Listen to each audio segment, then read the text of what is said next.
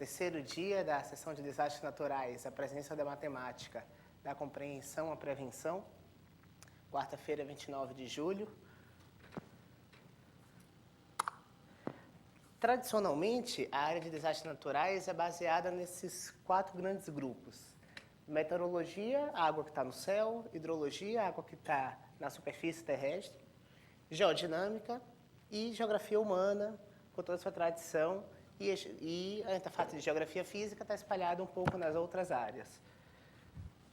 Essa visão separada em blocos, ela foi importante para o desenvolvimento das áreas, mas ela encontra várias limitações. E é uma tendência mundial de trabalhar de forma integrada. E essa forma integrada é através de uma equipe multidisciplinar. Seria a forma ideal de fazer isso.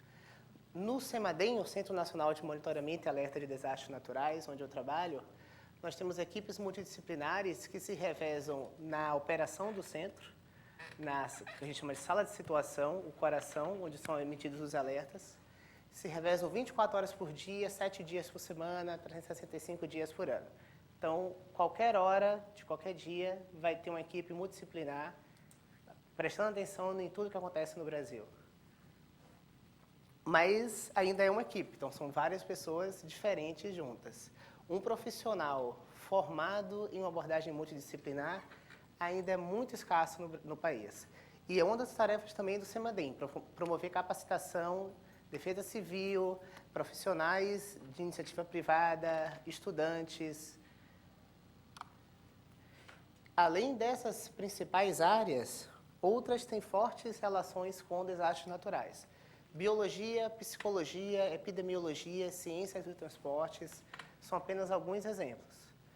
Eu, particularmente, trabalho numa interface com ciência dos transportes, assim como o Alessandro Miola, que apresentou o trabalho no primeiro dia. Hoje a gente vai tratar de alguns temas ligados à biologia, à epidemiologia, equação de Boltzmann, redes neurais, filogenia. E, assim como nos outros dias, tem uma lista de presença circulando. Peço que vocês, quem já assinou nos outros dias, procure o seu nome e complete. Quem não assinou, tem umas folhas em branco. Hoje temos 5 palestrantes. O Luiz, o Fábio, o Hélio e o Max, bem-vindos.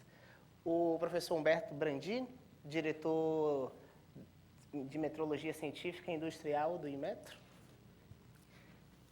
E vamos lá.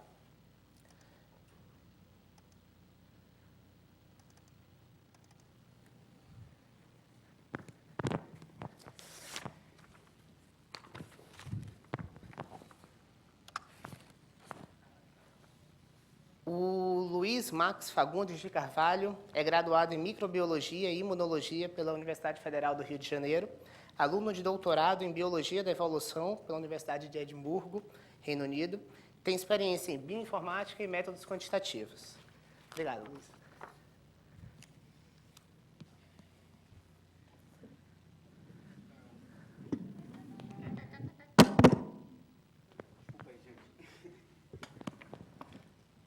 Oi. Consegue me ouvir aí no fundo da sala?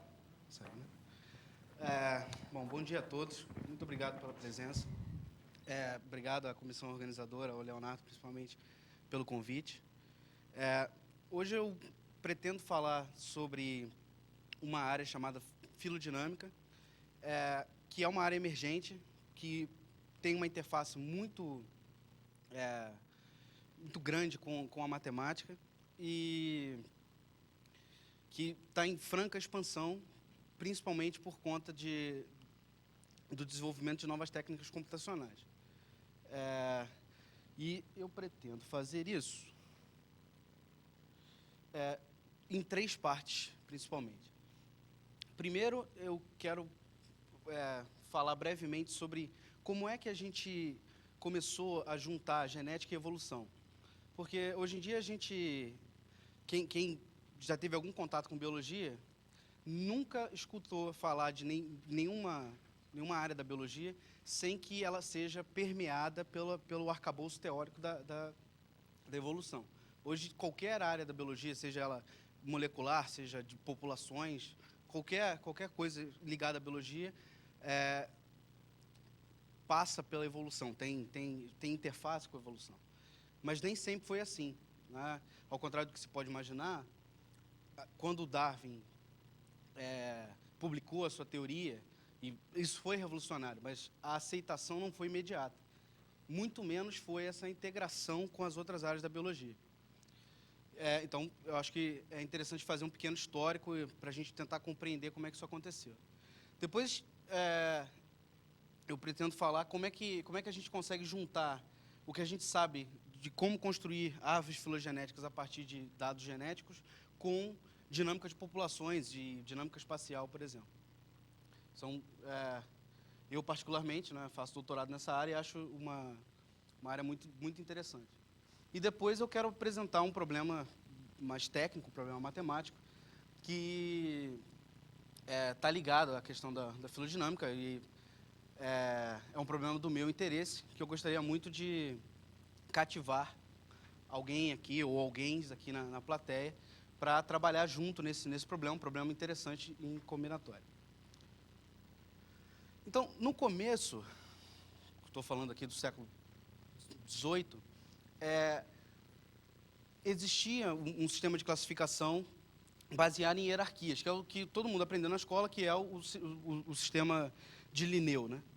E esse sistema ele é baseado numa hierarquia que vai do reino animal, reino vegetal, até a espécie.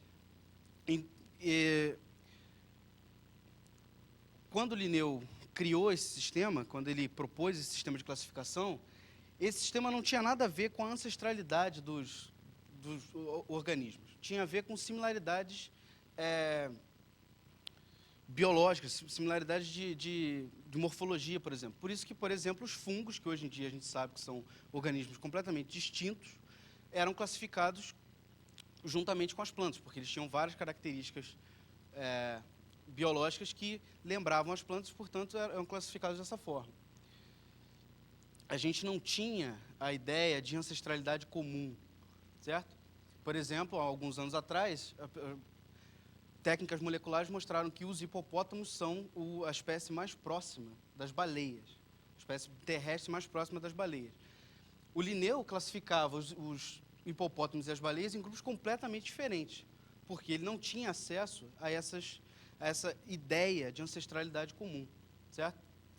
Todo o sistema de classificação é um sistema de classificação baseado no que ele conseguia ver. Mas aí veio um sujeito chamado Darwin, e depois de coletar uma quantidade imensa de evidências, ele propôs uma teoria de que todos os organismos que existem, toda a diversidade que a gente observa, na verdade, vem de um processo de mutação e seleção natural. Ou seja, todos os organismos que a gente vê hoje, em algum ponto no tempo, têm um ancestral comum. Essa é uma ideia revolucionária. É uma ideia que não foi aceita logo de cara, porque ela era muito... estava completamente fora do modo de pensamento da época. Uma outra coisa que é importante é que o Darwin ele não tinha a mais fina ideia do que é que gerava a variação que se observava. Como é que a variação de pai para filho se transmitia e era gerada? Ele não tinha a mínima ideia. Ele sabia, ou tinha muitas evidências de que a evolução era um fato, mas ele não sabia qual era a base da evolução. E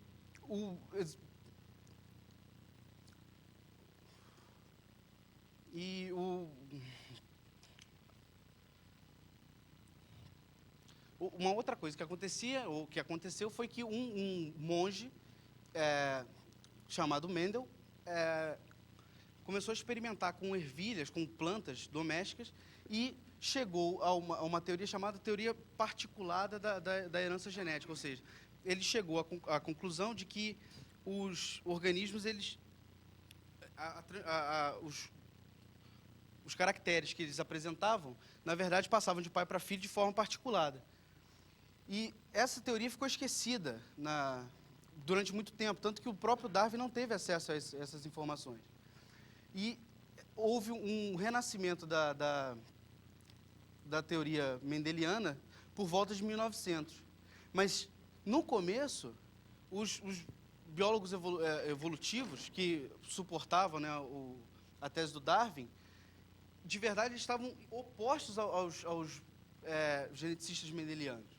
Essa integração entre genética e evolução só foi ocorrer muito depois com, entre outros, 3 grandes cientistas, o Haldane, Fisher e Wright. E o que todos esses cientistas têm em comum é que eles tinham uma base matemática muito forte e procuravam juntar a matemática com as observações empíricas. Essa aqui é uma árvore do Ernst Haeckel, que era um geneticista e biólogo evolutivo alemão, de 1866. Essa aqui é uma das primeiras representações de árvores relacionando os organismos através de uma estrutura de ancestralidade comum. Vocês podem ver aqui, né, que no começo da árvore tem... todos os organismos convergem para esse começo da árvore aqui, que é a teoria da origem comum. Pois é, aí, depois de um certo tempo, apareceu esse sujeito aqui muito simpático, chamado Geoffrey Hardy. Ele é um matemático famosíssimo, né? Foi importantíssimo para a matemática do Reino Unido. E ele gostava de dizer que se orgulhava de nunca ter feito nada que fosse útil. Pois bem, na matemática todo mundo conhece o Hardy, conhece, né, N coisas, principalmente o trabalho dele em análise. Mas fora da matemática, as pessoas também conhecem o Hardy, mas conhecem por uma teoria, um pequeno resultado que ele gerou e que acabou sendo extremamente útil. Acabou sendo extremamente útil na compreensão da genética. E que resultado é esse? O Hardy jogava golfe com um biólogo evolutivo. E esse biólogo evolutivo estava envolvido numa discussão que era a seguinte: se eu tenho um gene que é dominante, azão, uma frequência P, e se eu tenho um gene que é recessivo na frequência Q, vários cientistas argumentavam, vários dos geneticistas mais eminentes da época argumentavam que, se um gene é dominante, ele vai tomar conta da população de modo que, depois de um certo tempo, todo mundo vai ter esse gene dominante. E outros, os oponentes dessa teoria, diziam que não era bem isso que você observava, porque você observava populações por longos períodos de tempo e a diversidade se mantinha. E o Hardy resolveu, para o amigo dele parar de encher a paciência, resolveu escrever para um periódico de biologia evolutiva com 2 ou 3 linhas de cálculo, mostrando que, se as frequências gênicas têm que somar 1 a cada geração, o que acontece é que, com um cálculo simples, você mostra que há uma estabilidade das frequências genéticas, ou seja, na ausência de seleção, na ausência de mudança de tamanho populacional, as frequências dos alelos, tanto o dominante quanto o recessivo, se mantêm inalteradas. E esse foi um resultado que foi revolucionário no sentido de que ele era contraintuitivo, porque se você não pensar com cuidado, vai chegar à conclusão de que o alelo dominante vai tomar conta da população. Mas não era isso que você observava. E esse é um caso interessante de como a matemática deu para a gente um resultado que era contraintuitivo, que era, né, correto, mas contraintuitivo. E eu acho que essa aqui é o começo de uma tradição que se mantém até hoje, que a genética de populações é eminentemente uma área matemática, né? Tudo que se faz, que se fala, que se desenvolve é calcado em matemática. Pois bem, com a tradição do Haldane, do Fisher e do Wright, se criou uma série de modelos matemáticos para descrever a frequência genética numa população, a frequência de um determinado alelo numa população. Mas um dos problemas é que aquele resultado que eu mostrei só vale para populações que são idealizadas. Por exemplo, naquele resultado, a população é infinita. A gente sabe que as populações são finitas. Também, esse resultado supõe que o acasalamento é aleatório. A gente sabe que não é assim, porque as populações elas são estruturadas no espaço, por exemplo. Então, nem todo mundo troca genes com outros indivíduos. Então, eu vou dar um salto aqui de uns 40 anos. No começo da década de 80, um sujeito chamado John Kingman resolveu pensar sobre o processo de ancestralidade comum de uma outra forma. E se a gente for do presente para o passado, ou seja, se a gente for olhando para todos os organismos de uma determinada população, em algum momento eles vão coalescer para um ponto comum, para um ponto de origem, certo? E, embora os primeiros modelos do Kingman fossem apenas uma aproximação para essa situação idealizada, depois disso, uma revolução tomou conta da biologia evolutiva, porque essa maneira de pensar é uma maneira de pensar que ajuda a criar várias extensões. Então, o que aconteceu foi que todas essas premissas que eram restritivas foram relaxadas. Então, hoje a gente tem modelos de coalescência, que eu devo mostrar um pouco mais para frente, que assumem populações estruturadas, que assumem mudanças de tamanho populacional, todas essas premissas que antes eram restritivas. Pois bem, como é que funciona a questão da teoria de coalescência? A gente está interessado, uma das perguntas que a gente faz é o seguinte: se eu olho para uma população de indivíduos, hoje, uma pergunta que é interessante é: quando é que esses indivíduos se originaram? Quem é que deu origem, né? Quando é que o ancestral comum desses indivíduos viveu? Então, por exemplo, quando eu comparo cachorros modernos com lobos, eu quero saber quando é que o ancestral comum dessas duas espécies viveu, porque isso vai me dizer, por exemplo, quando é que o lobo foi domesticado.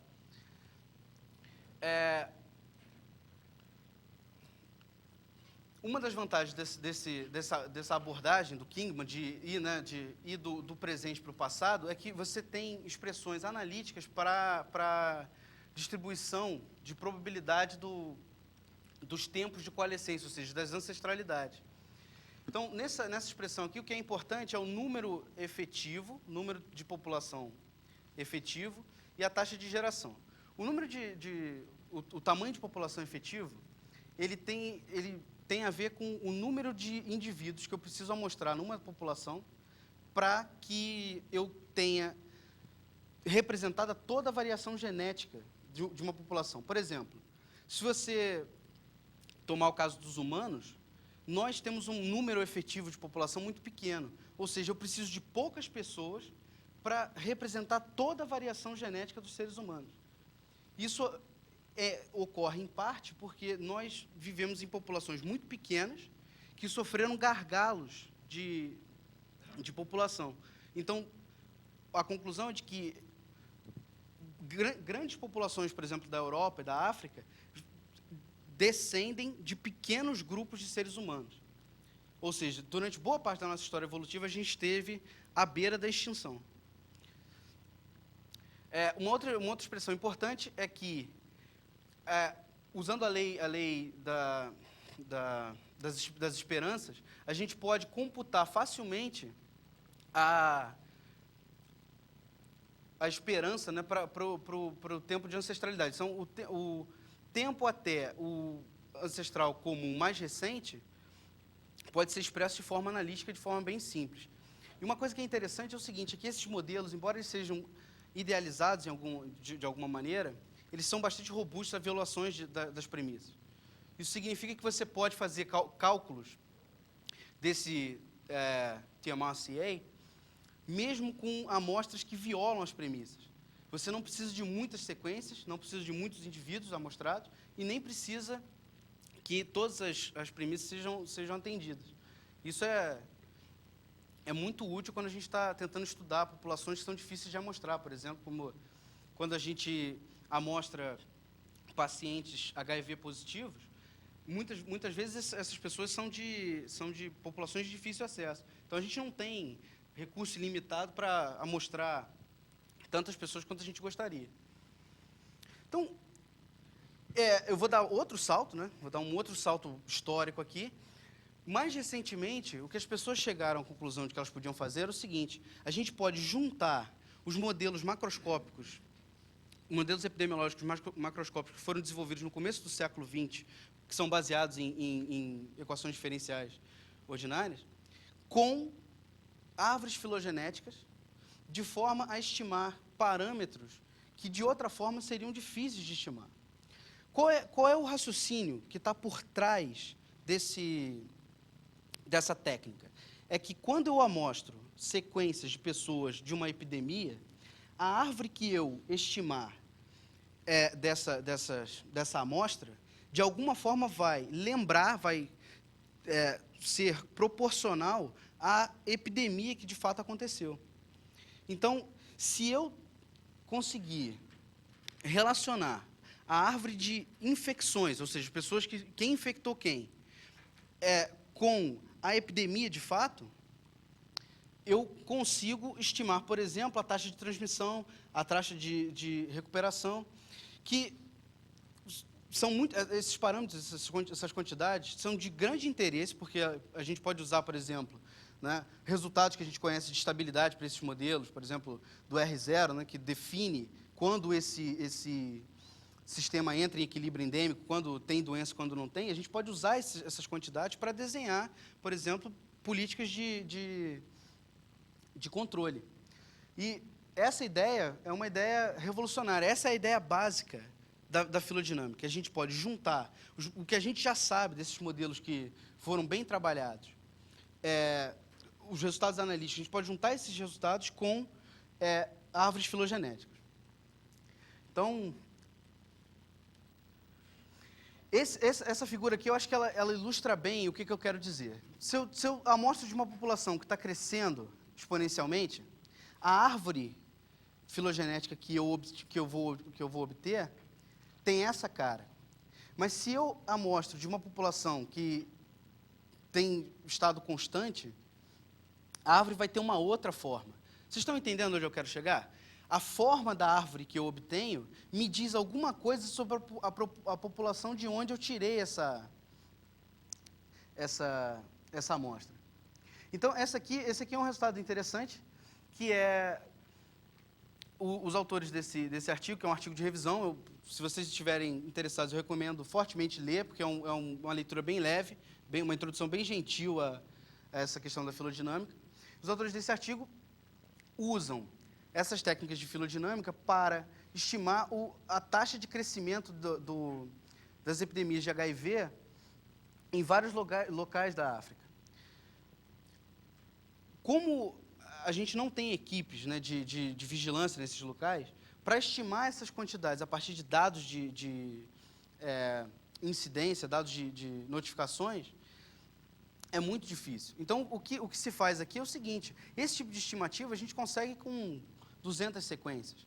É muito mais fácil uma equipe ir para um determinado local, por exemplo, e amostrar 200 pessoas, 200 animais, 200 o que for, do que a gente montar um sistema de vigilância que tenha notificações semanais, por exemplo.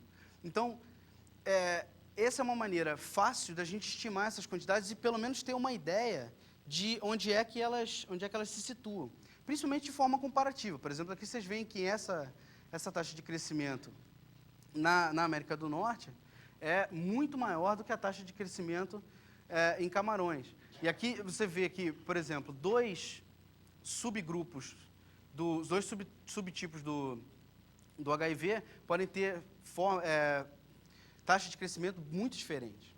E isso ajuda as pessoas a entender melhor como é que essas doenças se espalham, como é que elas causam a morbidade e a mortalidade. Então, a ideia básica da filodinâmica é o seguinte, se a gente consegue ter dados genéticos que estão ficando cada vez mais baratos de obter, e a gente pode, então, usar esses dados para conhecer melhor a dinâmica de transmissão das doenças, certo? É uma forma de tentar abordar o problema por outro ângulo. Então, aqui que vocês veem nessa figurinha é um outro esquema caricatural, uma caricatura, que mostra o que você observa quando você amostra indivíduos de populações estruturadas, certo? Quando a população não é estruturada, você tem indivíduos azuis e vermelhos, eles estão juntos na árvore filogenética. Mas quando você tem um certo clustering aqui, você tem aglomeração de indivíduos do mesmo tipo, você começa a suspeitar que existe estrutura nessa população.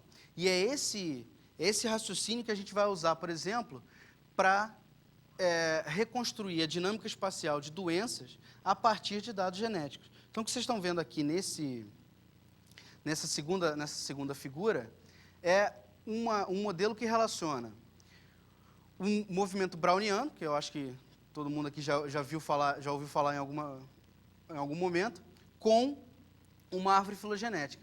Então, se eu, por exemplo, sei que eu amostrei o Zezinho, o Huguinho e o Luizinho de lugares diferentes, e eu conheço como eles se relacionam de forma genética, eu consigo saber quando foi que o Luizinho, por exemplo, deixou a casa lá do Pato Donald e deixou o Zezinho e o Huguinho nesse outro clado.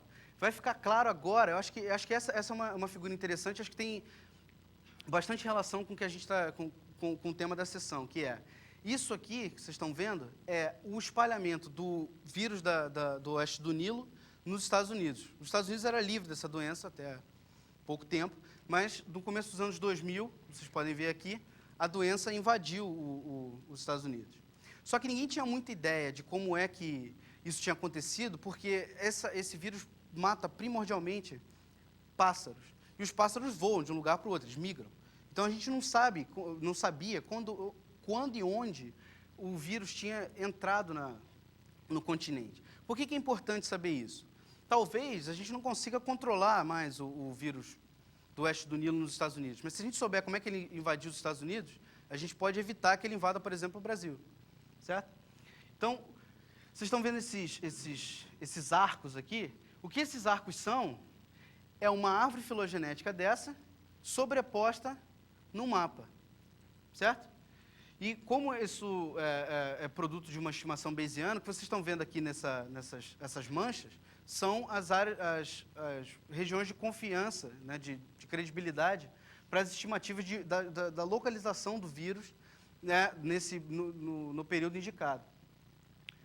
Então, essa quote aqui, ela acho que simboliza bem o que eu estou tentando dizer, que é a gente usa a filogenia, a gente usa aquela árvore filogenética que veio da informação genética como um proxy, como uma indicação da estrutura de correlação do processo espacial, certo? Porque a gente sabe que essa infecção teve que acontecer no espaço, só que a gente não sabe como. Então, o que a gente faz é usar essa árvore filogenética para informar essa estrutura de correlação sobre a qual a gente não tem a mínima ideia. E, mais recentemente, o que a gente tem é que essas árvores filogenéticas, esses processos, como está mostrado aqui, isso aqui é um modelo de difusão browniana que é multivariada normal.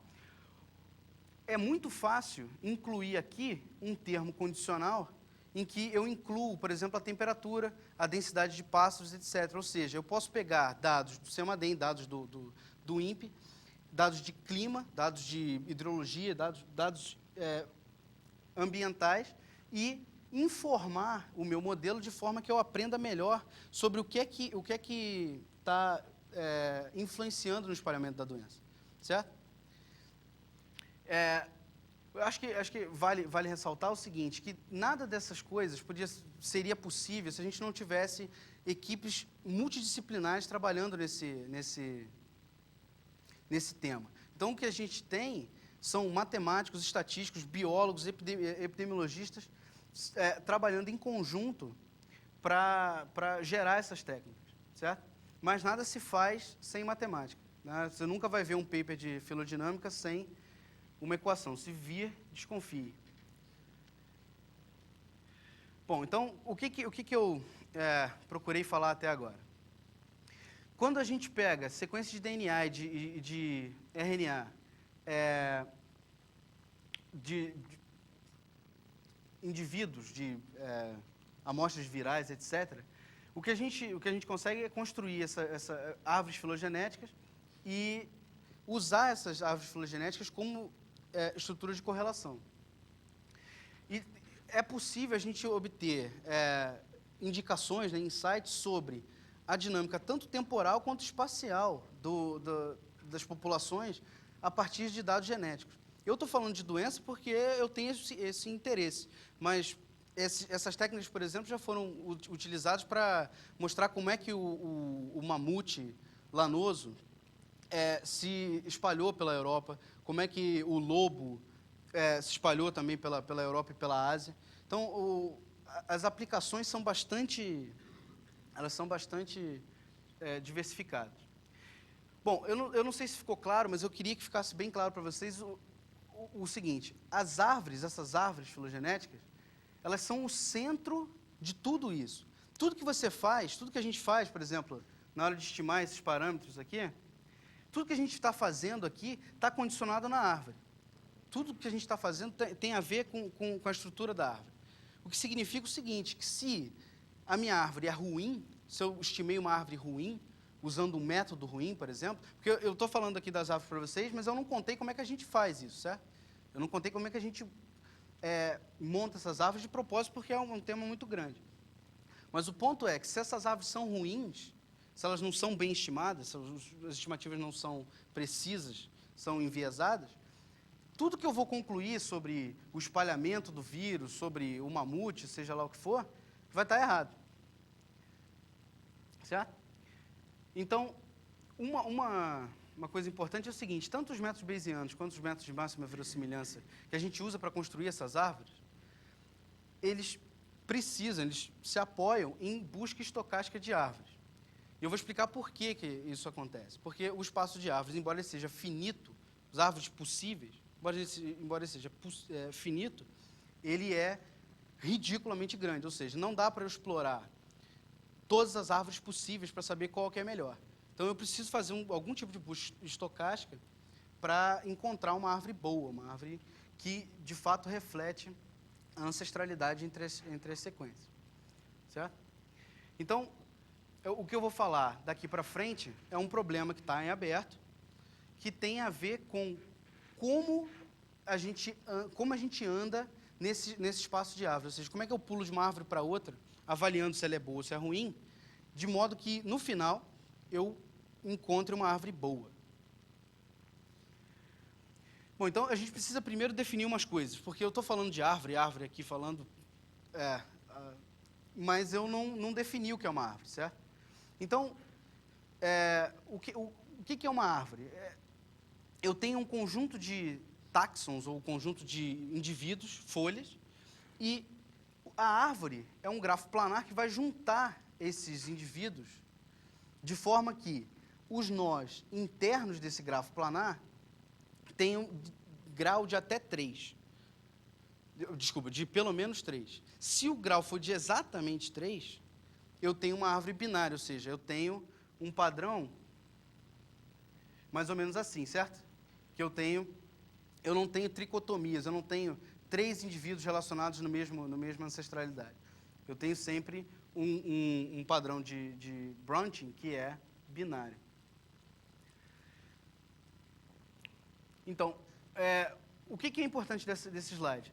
Esse resultado aqui, que já é conhecido há muito tempo, que é o número de árvores para N folhas ou N indivíduos é ridiculamente grande. Ele cresce de forma fatorial.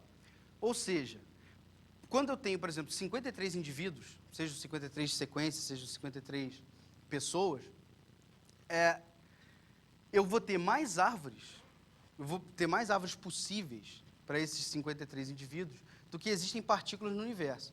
Ou seja, para números moderados de folhas, eu não vou conseguir explorar todas as árvores, nem perto de todas as árvores possíveis, até o final do universo, mesmo que eu consiga computar essas quantidades infinitamente rápido. Então, para aqueles que se interessarem, esse paper do Mike Steele, que ele escreveu especialmente para uma série de palestras que ele fez nos Estados Unidos para estudantes de matemática, é ótimo, é uma ótima introdução, bem gentil, ao mundo, né, da filogenia, da filogenética, mas feita para matemáticos. Então, toda a argumentação dele é uma argumentação que vai ser palatável, né, vai ser agradável àqueles que são matemáticos de ofício. Bom, então, como é que a gente faz? Como é que a gente constrói uma árvore filogenética?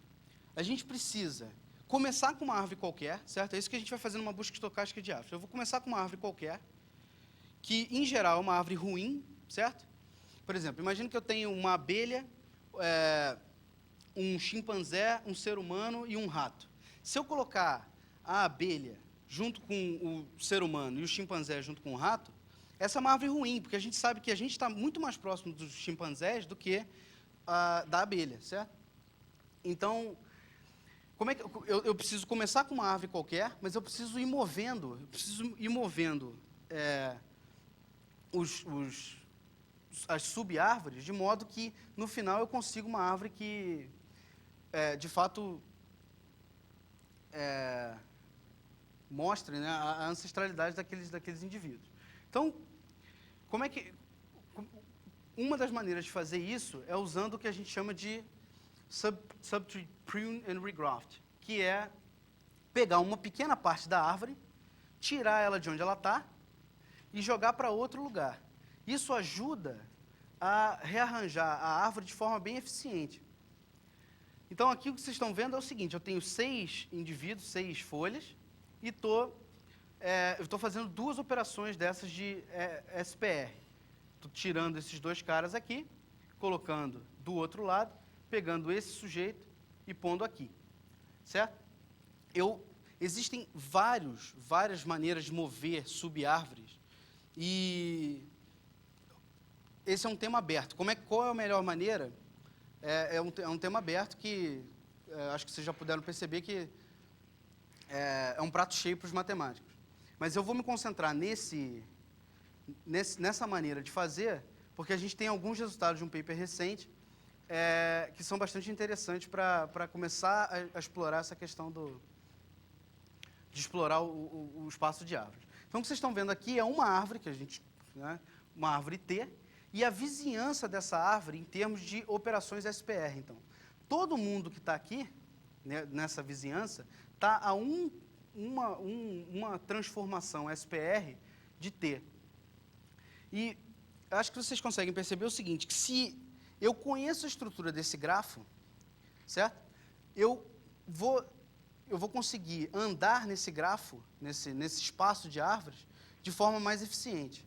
Então, o desafio que eu estou tentando propor é como que a gente anda nesse espaço de árvores de forma eficiente. Então, a gente está vendo aqui, né, a vizinhança dessa árvore T. A gente conhece alguns resultados interessantes para esse grafo especial, né? Esse é um objeto que é induzido por essa transformação. Se eu tivesse uma outra transformação, eu teria um outro grafo que seria induzido por aquela transformação. Nesse caso aqui, a gente conhece o diâmetro, a gente sabe que o diâmetro é uma função limitada de n, e a gente sabe qual é o grau médio desse grafo. Só que a gente não sabe, por exemplo, quão difícil é de ir de uma árvore T para uma outra árvore S. Então, o que esse grupo, né, lá de Seattle propõe é o seguinte, que a gente use, como esse espaço, né, esse grafo, é um espaço métrico, eles usam uma técnica, um conceito chamado curvatura de Ricci-Olivier, para quantificar quão difícil é para eu andar de uma árvore para outra. Então, esse W, essa função, é uma função de 2 pontos no grafo que me quantifica qual é o caminho mínimo do ponto X ao ponto Y, qual é a distância entre X e Y, e também qual é o caminho mínimo que eu consigo fazer entre eles. Então, essa aqui é uma medida de curvatura mínima, né? Então, essa é uma medida, desculpa, essa aqui é uma medida de distância e a curvatura é definida dessa forma. Então, essa distância entre T e S eu vou definir como quantas operações SPR eu preciso fazer entre uma árvore e outra para transformar, entre T, por exemplo, e S. Quantas operações eu preciso fazer para transformar T em S? Essa é uma distância que a gente tem alguns resultados recentes que fazem com que seja muito mais rápido computar essas distâncias. Porque esse problema de computar essa distância é um problema NP-hard. Então, a gente precisou esperar algum tempo para que surgissem métodos eficientes de computar essa distância. Pois é. Então, o que eu queria mostrar para vocês... Já tô terminando. Já estou terminando. O que eu queria mostrar para vocês é o seguinte. A gente, como eu mostrei, a gente conhece alguns resultados para esse grafo, certo? E a gente consegue, por exemplo, limitar a curvatura entre duas árvores quaisquer, T e S. Então, para qualquer duas árvores que eu propuser, eu sei que a curvatura desse espaço métrico vai estar dentro desses 2 limites aqui. Uma outra coisa que eu sei também é que a curvatura máxima entre duas árvores que são adjacentes, ou seja, por exemplo, entre T